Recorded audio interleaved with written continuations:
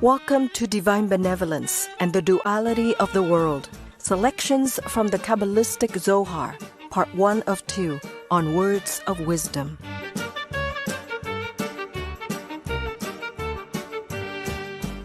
Kabbalah is the ancient mystical school of thought of Judaism, literally meaning the received.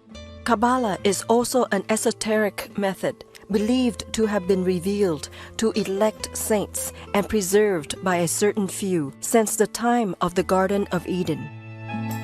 Kabbalah aims to explain the relationship between God, the unchanging and eternal Ein Sof, or the infinite, and God's creation, the mortal and finite universe. Kabbalists developed their own sacred texts, especially during the Middle Ages. These texts, however, still remained within the Jewish tradition, as they often worked with scriptures from the Hebrew Bible to demonstrate the extraordinary teachings of Kabbalah. One of the most foundational of the Kabbalistic texts is the Sefer HaZohar, a Kabbalistic commentary on the Torah, which means the first 5 books of the Hebrew Bible. The Zohar, which scholars believe was recorded mainly by the 13th century Spanish mystic Rabbi Moses de Leon, presents profound discussions on many topics, such as redemption, prayer, and the nature of God, the cosmos, and souls. The word Zohar means brightness and refers to the light manifestation of the divine.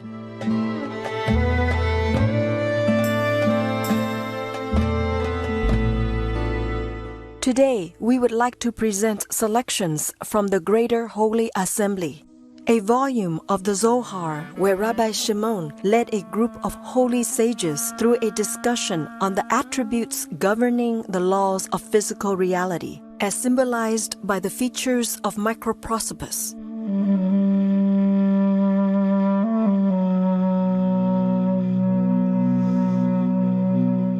Although the human mind is separate from the divine, it receives sparks of benevolence and understanding from the divine as symbolized by macroprosopis, the creator of microprosopis.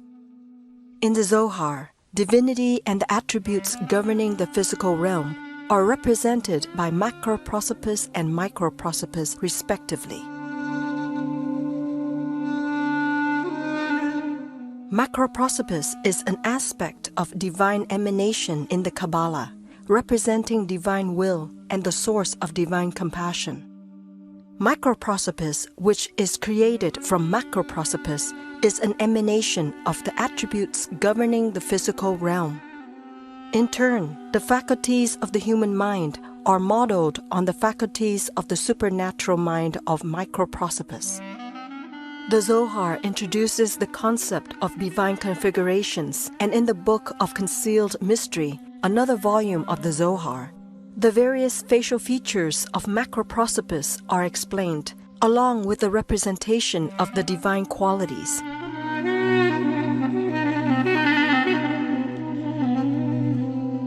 In contrast, the aspects of the physical realm and the human mind are modeled after the corresponding bodily features of microprosopis, along with the representation of the various qualities. Therefore, in our readings today, there will be physical descriptions of various facial features of microprosopis, along with discussions by Rabbi Shimon and other holy sages regarding the quality that each part represents, as well as supporting evidence from the Hebrew Bible. Chapter 31, Concerning the Eyes of Microprosopis. The eyes of the head of microprosopis are diverse from all other eyes.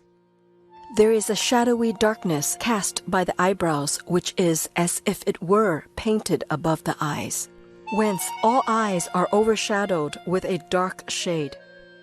Curling hairs hang down from the curls of the hair, which is above them, and mark the form of the eyebrows above the eyes, at the commencement of the forehead, And in both the eyebrows are contained 700 times 1,000 lords of inspection who reside above the eyelids.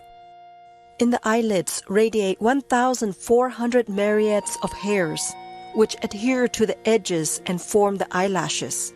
And far above these is the inspection of the eye of the Ancient of Days.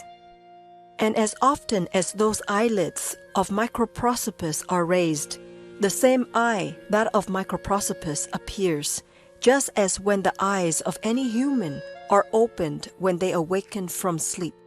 And the eyes of Microprosopis behold the open eye, of Macroprosopis shining down upon them, and they are rendered brilliant with a certain brilliant whiteness of the good eye, that of Macroprosopis, because in him all is right, all is good, with this excellent primal whiteness. And in that time is there found with Microprosopis an intuition of mercy, and therefore the prayer of the Israelites ascend, because Microprosopis's eyes are opened and are whitened with that whiteness of the eye of Macroprosopis.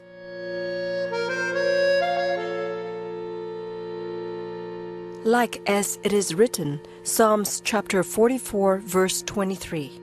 Awake, why sleep thou, O Tetragrammaton? Arise!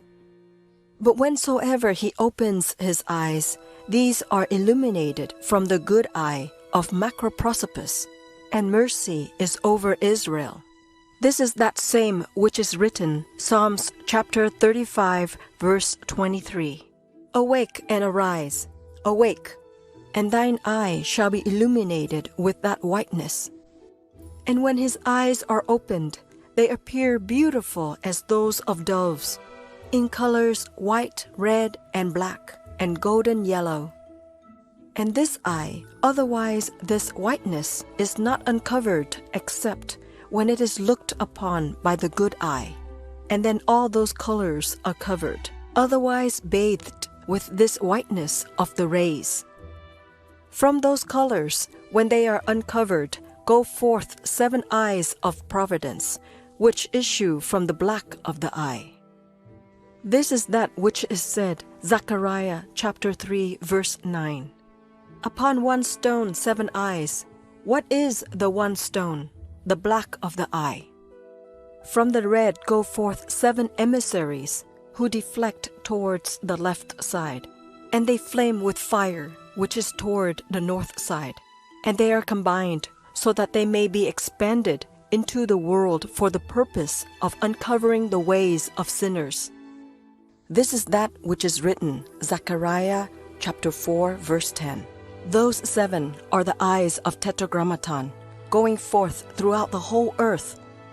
From the yellow go forth 7 pure splendors, otherwise lights, which are turned towards the south side, and they are combined, so that they may be extended into the world, towards those ways which are necessary to be uncovered.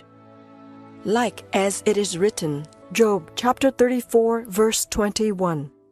Because his eyes are upon the ways of humans, and when they are illuminated with that whiteness, then they behold all the lords of truth, in order to do good unto the world because of them.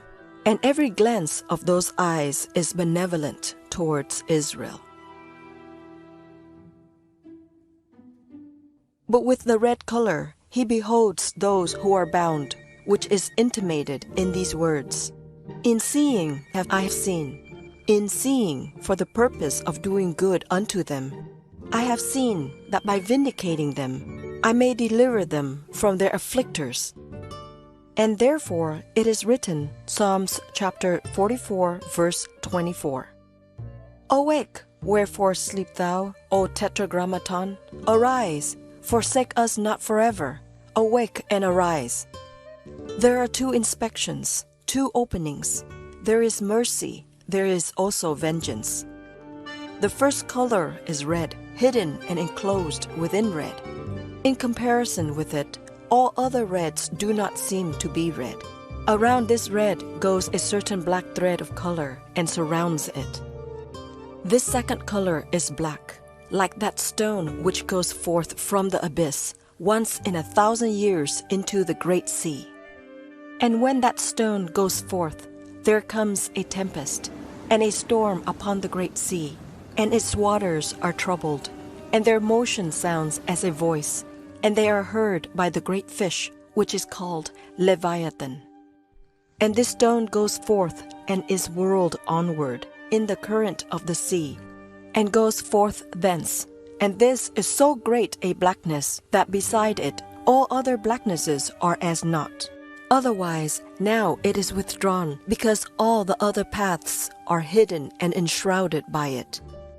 And such is the blackness of the black part of the eye, which includes and conceals all the remaining blacknesses. And about that blackness, there is found a certain red thread of color which surrounds that blackness. For more information, please visit sacred-texts.com. Ultimately, you want to feel great. You want to have energy, to be consistent. You don't want to have the big oscillations and highs and lows in your energy levels. Veganism has eradicated that. Sir Lewis Hamilton, vegan. Luminous viewers, thank you for watching today's Words of Wisdom.